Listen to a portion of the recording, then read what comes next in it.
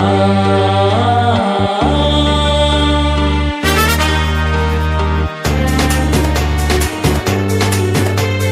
किसान भाइयों, आज हम जो है प्रयागराज में है। Parade ground sector 3 Ganga pandal में किसान मेला लगा हुआ है। 5 दिवसीय विराट किसान मेला। किसान भाई, यहाँ पे कृषि विभाग ने जो है अलग अलग स्टॉल लगाए हुए हैं, अलग अलग कंपनियों के। इसमें मिलेट्स इम्प्लीमेंट्स, सभी तरीके के इम्प्लीमेंट्स के स्टॉल है और इसमें जो है वो भारतीय स्टॉल है। तो हम जो है किसान भाई से गुजारिश करेंगे कि सभी किसान भाई जो है ज़्यादा से ज़्यादा आने की कोशिश करें और ज़्यादा से ज़्यादा जानकारी आप लीजिए किसान भाई। पावन संगम की धरती ये प्रयागराज है, ये प्रयागराज है, ये प्रयागराज है, ये प्रयागराज है।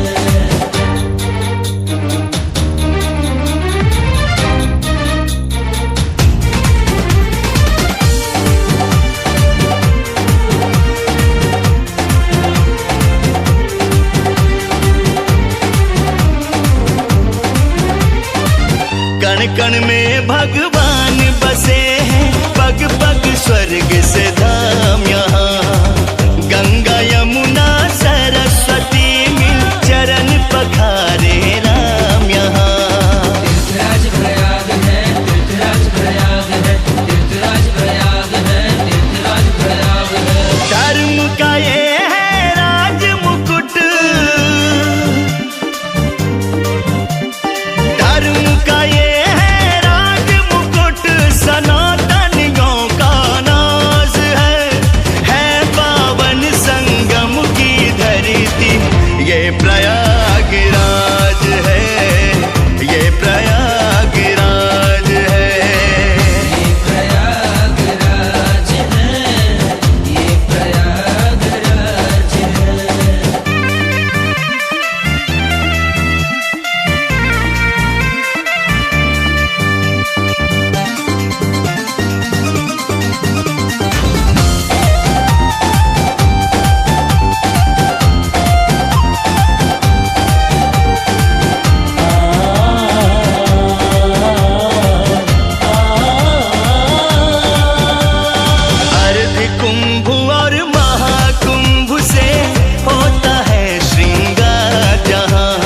ऋषि और मुनियों को दिखता है अलग अलग किरदार जहाँ। तीर्थराज प्रयाग है, तीर्थराज प्रयाग है, तीर्थराज प्रयाग है, तीर्थराज प्रयाग है। कल्पवास और अमृत बूंद, कल्पवास और अमृत बूंद सनातनियों का नाज है पावन संगम की धरती ये प्रयागराज है, ये प्रयागराज है, ये प्रयागराज है, ये प्रयागराज है।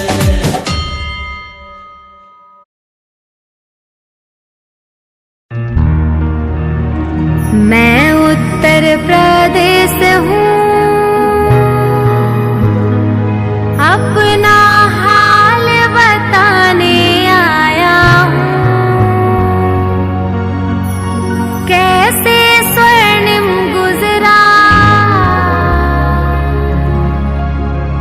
बीता काल दिखाने आया हूँ।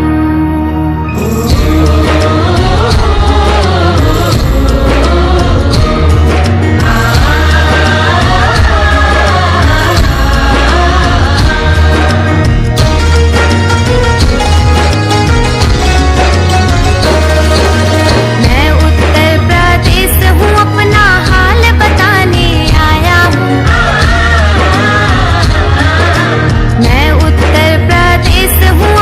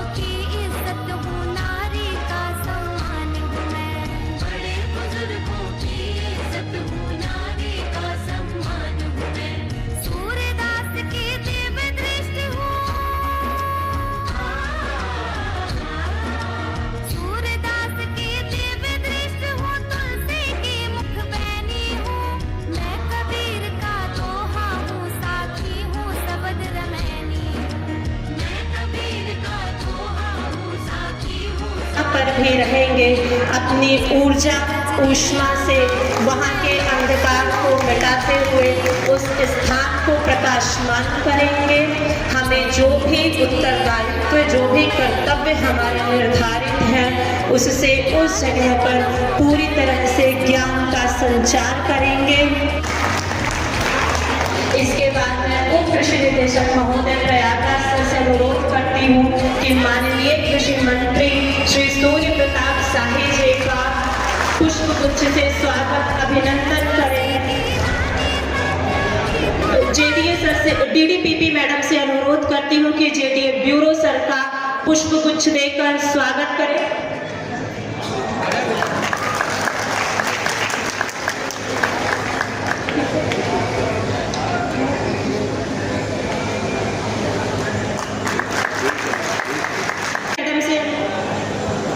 डीडीपीपी मैडम से अनुरोध है कि जेडीए ब्यूरो सर का पुष्प गुच्छ से स्वागत और अभिनंदन करें। हमारे बीच मंच के बगल में गायक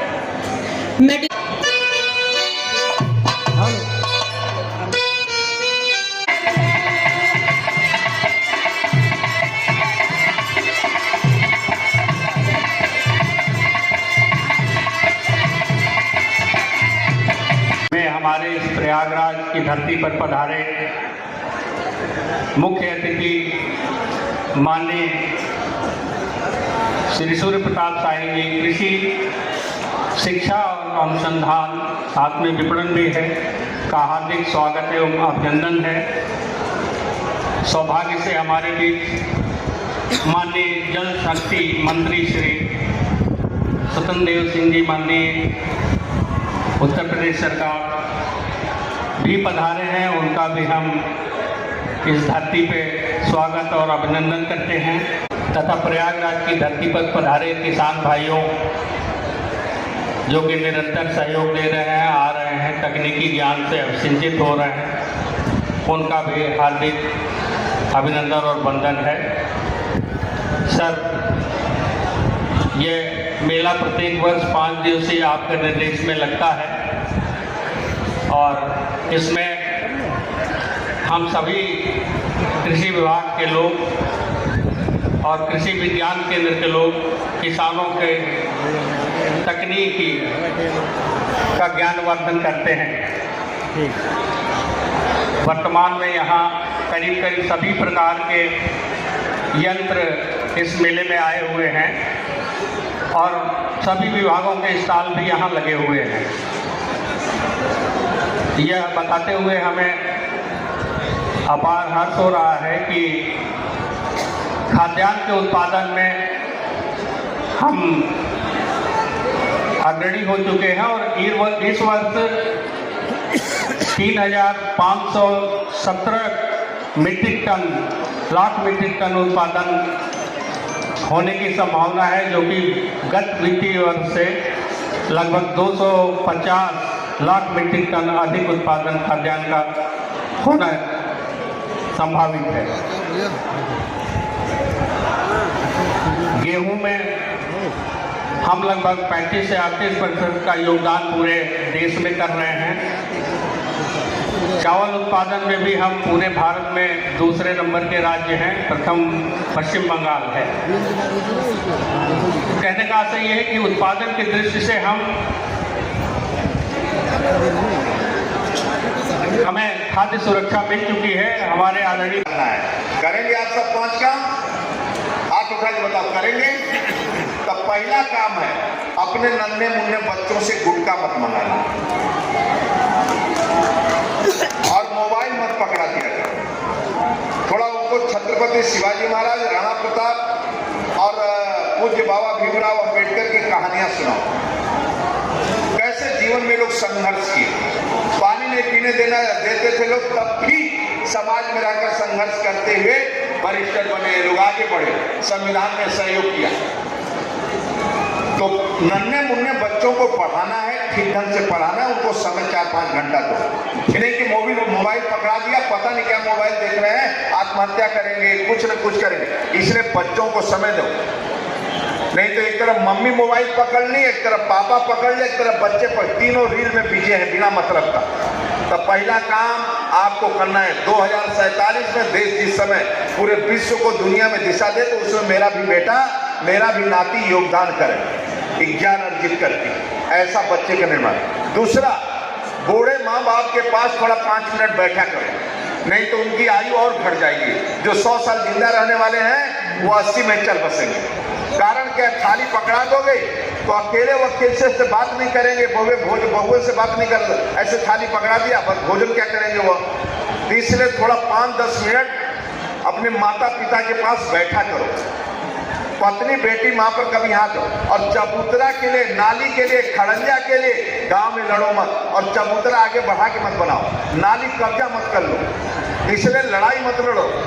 बंटवारा हो भाइयों में तो 2 मिनट 1 मिनट एक विश्वा बैठ के बांट लो, लेकिन थाने कचहरी जाने का प्रयास मत करो, नहीं बर्बाद हो जाओगे। और अंतिम बात, गांव में दूध पिया करो रोज, और कुछ कोई घर में गांव में न पिए इसकी चिंता करो। यही मेरा निवेदन है। 5 काम तुम कर लो, बाकी माननीय मोदी योगी जी पर छोड़ दो, उनका बस चलेगा तो जमीन पर पैर रखो तो सीसी सड़कें मिलेगी, घर तक नल का कनेक्शन होगा, टेल तक पानी मिलेगा, फ्री में आप भोजन, भूख से सो नहीं सकते, मैं गारंटी देता हूँ। छत आपका पक्का है, आप नहीं बनवा पाओगे तो माननीय मोदी जी बनवाएंगे, माननीय योगी जी बनवाएंगे, और आपकी सुरक्षा की भी गारंटी आदरणीय मोदी जी योगी जी की रहेगी। और आपको पोषण आहार और सब कुछ काम करना, चिकित्सा फ्री, शिक्षा फ्री और सब कुछ फ्री आदरणीय मोदी जी करेंगे, योगी जी करेंगे। बस आप 5 काम करते रहो, लड़ो झगड़ो मत, सर पर बर्फ मुंह में शक्कर, ये नहीं कि चलते फिरते भिड़ गए। अब रिक्शा टकरा के मोटरसाइकिल से तो जाम लगा दिया, किसी की गलती नहीं है, क्यों मारपीट करते बिना मतलब का, जाम और लगा दिया, अहंकार गुंडे टाइप का बने बिना मतलब का।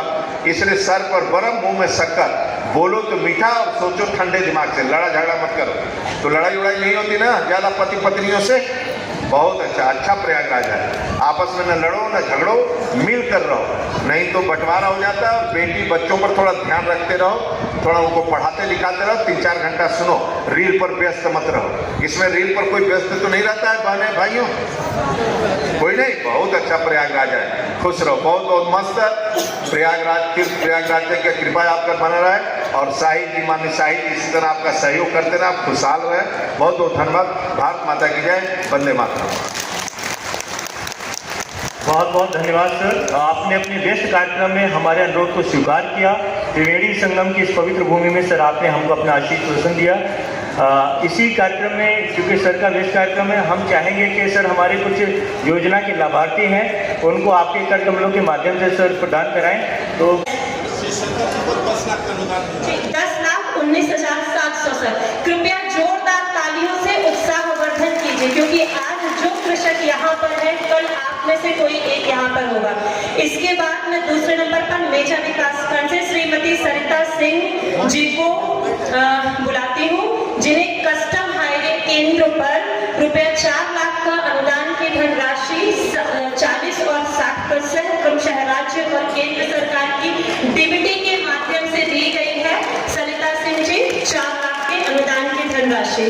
इसके बाद मैं कृषक मिश्री लाल जी को बताती हूँ, जिन्हें किसान ड्रोन पर 5 लाख के अनुदान की धनराशि स्मार्ट योजना तहत दी गई है, जिसमें 40 और 60% कृषक क्रमशः राज्य और केंद्र सरकार द्वारा दिया गया है। मिश्री लाल जी कुराव विकासखंड के कृषक हैं।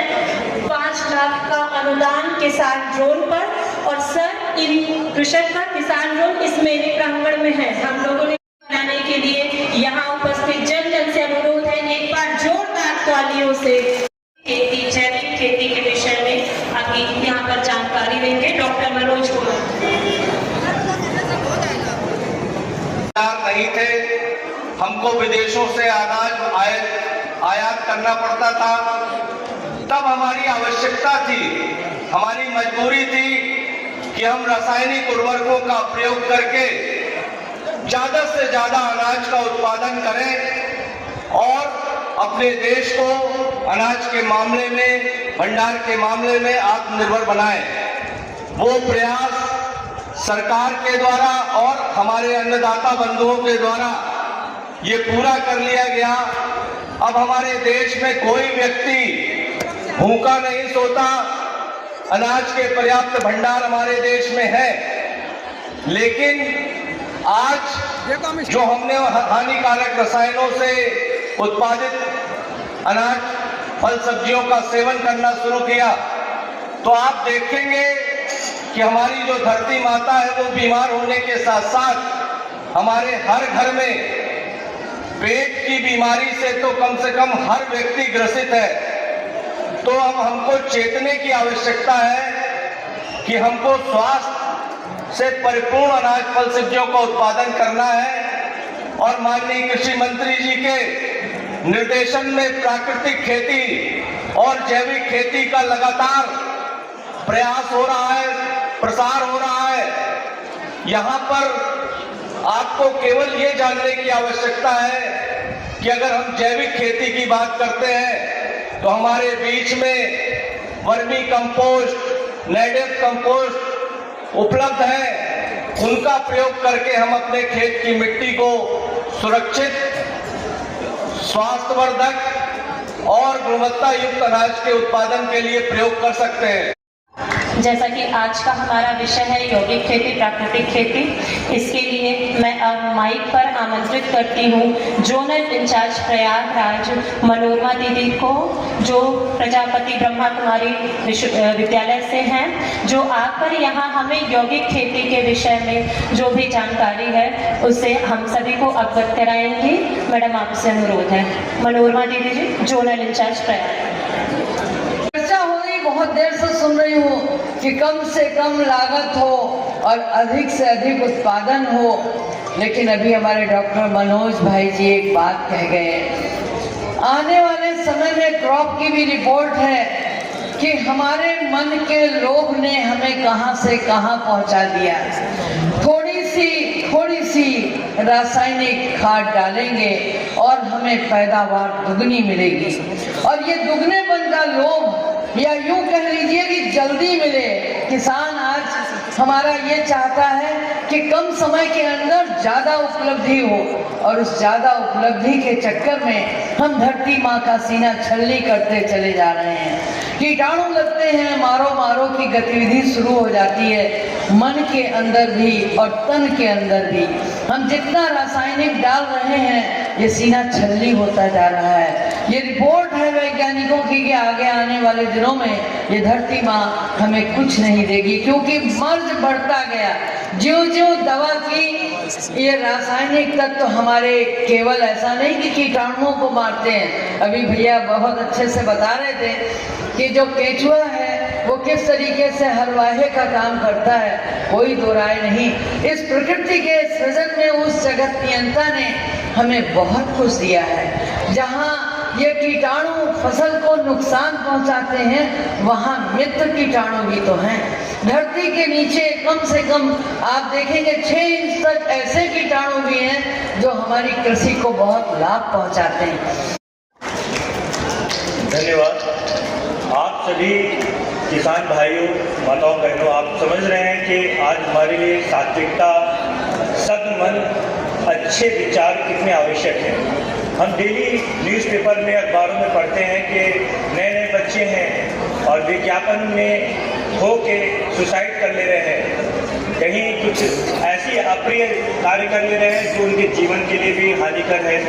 तो इसीलिए कहा जाता है कि जैसा अन्न वैसा मन, और जैसा मन वैसा तन, और उसी प्रकार हमारे विचार।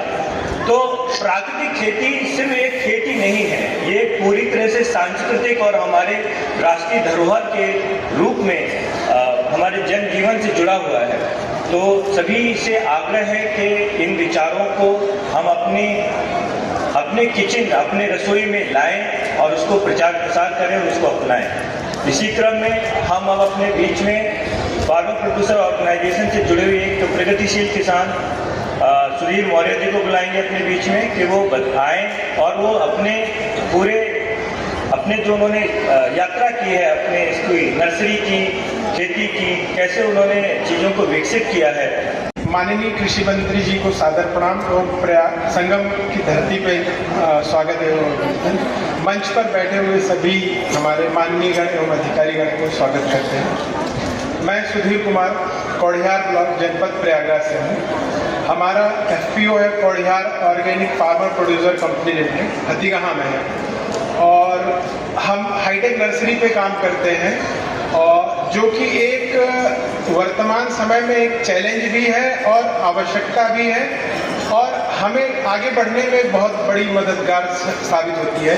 आज के समय में जो भी महंगे बीज आते हैं, जैसे टमाटर का है, मिर्च, गोभी है, ये 50,000, 1 लाख, 1.5 लाख रुपए किलो बीज है इनके, तो इनको हम अगर खुले में डालते हैं तो उससे किसानों का बहुत नुकसान होता है, अभी तक होता ही आया है। जब से ये हाईटेक नर्सरी पे हमें काफ़ी समय से काम कर रहे हैं, तो इससे अब इसकी मांग बढ़ रही है, एक बड़ा व्यापार भी हो रहा है, और उद्यान विभाग के माध्यम से हर जिले में एक हाईटेक नर्सरी की स्थापना भी की गई है मनरेगा के माध्यम से।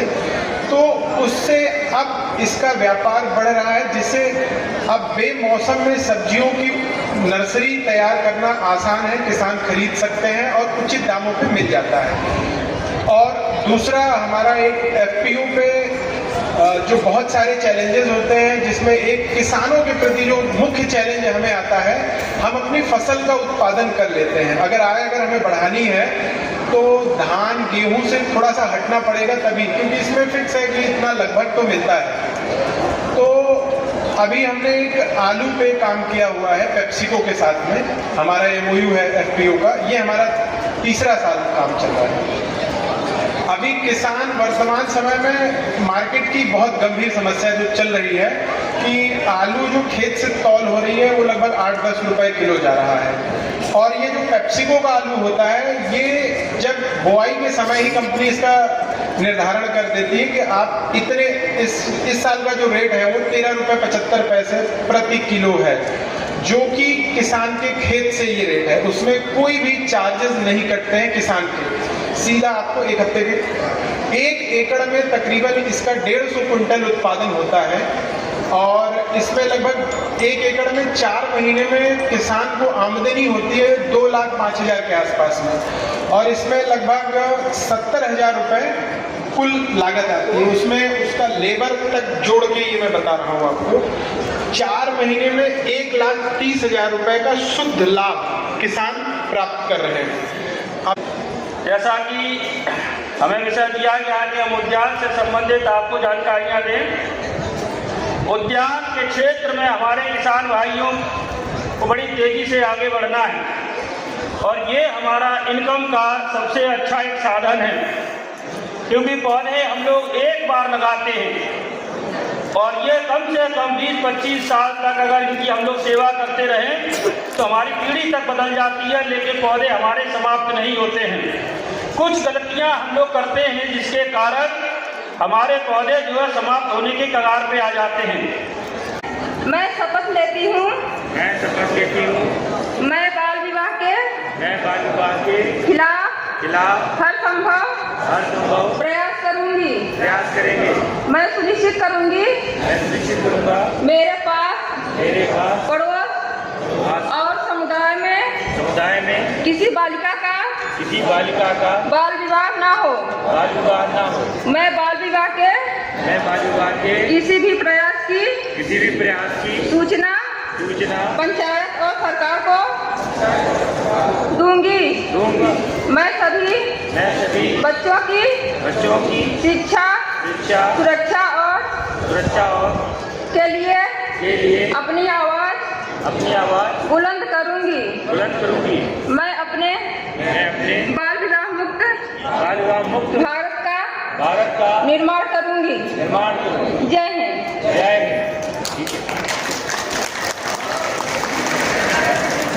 धन्यवाद। हमारे यहाँ के भी कुछ किसान हैं जो बहुत अच्छी खेती कर रहे हैं। इसके क्रम में मैं विकासखंड भगवतपुर से विनोद कुमार कुशवाहा जी को मंच पर आमंत्रित करती हूँ कि वो प्राकृतिक खेती के विषय में आपका जो अनुभव है, आपने जिस प्रकार सीखा है, जिस प्रकार कर रहे हैं, उसके विषय में संक्षेप में यहाँ से जानकारी देंगे। भगवतपुर से विनोद कुमार कुशवाहा जी। मैं विनोद कुमार कुशवाहा ब्लॉक भगवतपुर का निवासी हूँ। मैं सबसे पहले इस माननीय मंत्री जी का हार्दिक अभिनंदन करता हूँ। मैं अपने सभी किसान भाइयों से कहना चाहूँगा कि पुराने ज़माने में हमारे पास हमेशा गाय होती थी, हमारे पूर्वज गाय पालते थे। उसी प्रकार मैं भी पाल रखा हूँ, 4 गायें मेरे पास हैं। मैं प्राकृतिक खेती करता हूँ, जैसे गाय के गोबर का भरपूर इस्तेमाल करता हूँ। और गाय के गोबर से मैं एक ड्रम, मुझे जो प्रशासन की तरफ से या कृषि विभाग की तरफ से ड्रम, बल्टा, छन्नी ये सब मिला हुआ है, मैं उसके माध्यम से जीवामृत बनाता हूँ। जीवामृत में सबसे पहले मैं एक ड्रम में जो है तो 10 किलो गोबर डालता हूँ। तौलता तो नहीं हूँ, लेकिन एक तसला भर के डाल देता हूँ। उसके बाद उसमें एक जो गाय का पेशाब होता है उसको डाल देता हूँ, लगभग 1 बाल्टी, 10-12 लीटर। उसके बाद उसमें बरगद के पेड़ के नीचे की 1 किलो तक मिट्टी डालता हूँ और बेसन, लगभग 1 किलो दाल का बेसन, चने की दाल का बेसन और 1 किलो देसी गुड़, इतना डालकर उसको घड़ी की सुई की दिशा में तीनों टाइम घुमाता हूँ और बोरे से ढक कर रखता हूँ, जिसकी क्षमता 1 सप्ताह तक अच्छी रहती है। 1 सप्ताह के अंदर हम उसको यूज कर लेते हैं, इस्तेमाल कर लेते हैं। उसके बाद वो थोड़ा सा डाउन हो जाता है। उसका प्रयोग हम खेत में अपने करते हैं। जैसे मैं लौकी का मुख्य किसान हूँ, लौकी बोता हूँ, उसके बाद उसी में सेम बोता हूँ। पहले कुछ काम नहीं करते थे, हमारे कृषि विभाग से हमको चयनित किए हैं। हम अब कृषि सखी हैं, हमको विभाग से 5,000 वेतन भी मिलता है, 4,000 हमको मोबाइल मिली है। हम पहले गाय हमारे पास थे और हम ये नहीं जानते थे कि गाय का क्या इस्तेमाल करना चाहिए। हम भूमि में फेंक देते थे। जैविक खेती, हमको प्राकृतिक खेती, जैविक रासायनिक खेती हम लोग करते थे, प्राकृतिक खेती हम लोग नहीं करते थे। अब वो गाय का गोबर और गौमूत्र से हम प्राकृतिक खेती करते हैं। 2-4 किसानों को भी बताते हैं, महिला को भी बताते हैं। ये हम कहते हैं कि रासायनिक खाद अपने खेत में मत डालिए। के अंदर अब ये 24 घंटे हम नहीं कहेंगे, 2 से 4 घंटे में ही आपको उसके संबंध में जानकारी मिल जाएगी कि क्या समस्या है। 94 522 41 47 111 लिख लीजिए। 94 522 47 111, 94 522 57 111, 94 522 47 111, 94 522 57 111। इसको बोलते हैं PCSRS, समेकित कीट रोगी निगरानी प्रणाली एवं प्रबंधन। फायदा उठाएं। सबसे पहले किसी विभाग की किसी भी योजना से आपको लाभ लेने के लिए आपको उसके साइट पे कृषि विभाग से जुड़ने के लिए पंजीकरण कराना पड़ेगा। कृषि विभाग की किसी योजना का लाभ लेने के लिए आपको पंजीकरण कराना पड़ेगा। अब आपको ये कहाँ कराना है? पंजीकरण कराना है आपको जन सुविधा केंद्र के माध्यम से, हमारे प्रत्येक विकास खंड में स्थित बीज जो सीड बीज विक्रय केंद्र है उसके माध्यम से, या आप स्वयं कर सकते हैं। agriddarshan.gov.in करके साइट है, उस पर जाके आप अपना रजिस्ट्रेशन कर सकते हैं। रजिस्ट्रेशन में मूल अभिलेख के रूप में आपके आधार, आपका खाता संख्या, आपके खतौनी और आपके मोबाइल नंबर से संबंधित कुछ सूक्ष्म जानकारियां मांगी जाएंगी, जिनसे आपका उसमें रजिस्ट्रेशन हो जाएगा। रजिस्ट्रेशन के उपरांत आपको एक नंबर मिलेगा जिसको आपको सुरक्षित रखना है। किसान भाइयों, यहीं पे एक चूक हो जाती है हमसे कि रजिस्ट्रेशन करा लिया मगर एक छोटी सी जानकारी आपने नहीं रखी। क्या कि आपने जब पंजीकरण कराया तो आपके पंजीकरण में नाम और आपके खाते में नाम एक होना चाहिए, वो नाम आपके आधार से मैच भी करना चाहिए। साथ में मैं आप सभी से गुजारिश करूंगा कि उसमें जो आपने मोबाइल नंबर भरा है उसको ना बदलें, क्योंकि आप पे OTP जाएगा, आपकी ये पहचान कि आप ही व्यक्ति हैं, आप ही लाभ ले रहे हैं। पारदर्शिता और ईमानदारी बनाने के लिए OTP जाता है। तो कई बार किसान भाई क्या करते हैं कि पंजीकरण अपना कराया और किसी के रिश्तेदार का आपने उसमें नंबर डाल दिया। अब आपको लग रहा है कि हमने रजिस्ट्रेशन कराया है और टोकन लिया मगर हो नहीं पा रहा है, तो OTP कहीं और जा रहा है।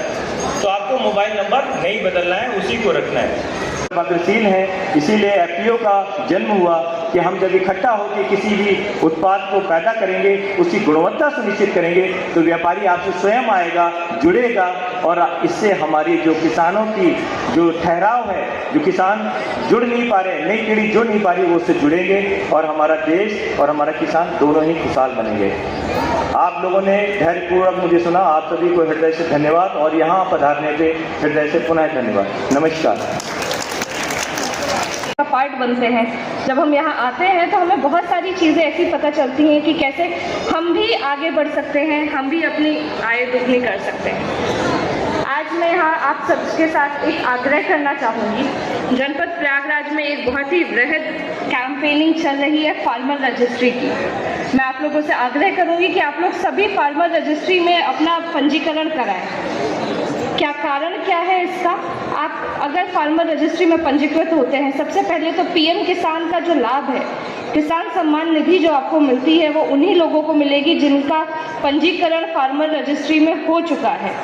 आप लोग जब आपको उर्वरक लेने होते हैं तब आप भागते हैं इधर उधर अपना रजिस्ट्रेशन खतौनी निकलवा के।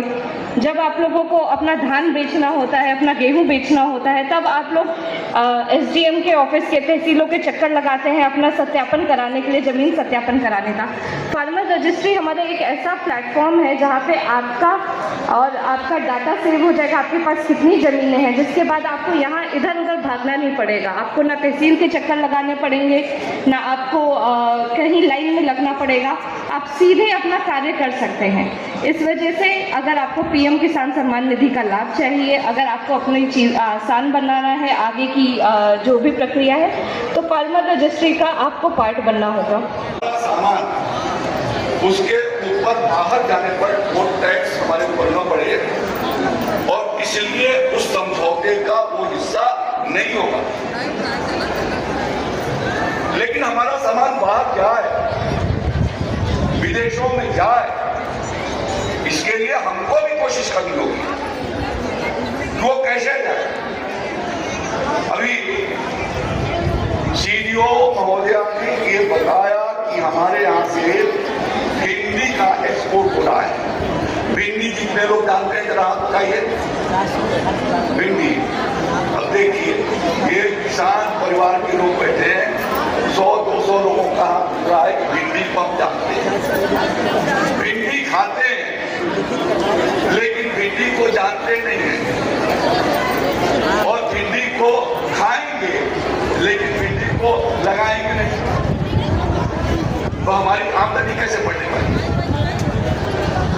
कैसे बढ़ेगी मुझे बता दीजिए। तो भारत दुनिया की अगुवाई करे, हमारा विकसित भारत बने, तो विकसित भारत अकेले प्रधानमंत्री जी के चाहने से बनेगा कि हम देश के 140 करोड़ 142 करोड़ देशवासी, जब हर कोई ठानेगा कि हमको भारत का दुनिया का सबसे बेहतर देश बनाना है, तो भारत 2047 में विकसित देश हो जाएगा। तो जो विकसित देश बनाना चाहते हैं जरा ताली बजाइए। तो हम सबके मन में इच्छा है कि हमारा देश विकसित बने। तो ये जो सम्मेलन हो रहा है, यह जो मेला लगा है, यह किसानों का मेला लगा है।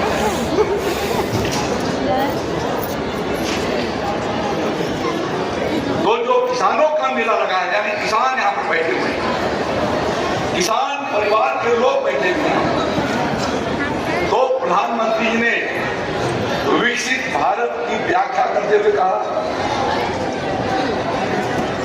कि विकसित भारत का मतलब आत्मनिर्भर भारत, जिसको अपने पैरों पर खड़ा होना है। इसके आगे दुनिया के सामने हाथ नहीं फंसाता है। और दूसरी बात उन्होंने कहा स्वदेशी, कि हम अपने देश का, अपने जिले का, अपने प्रांत की बनी हुई चीजों का ज्यादा से ज्यादा उपयोग करें।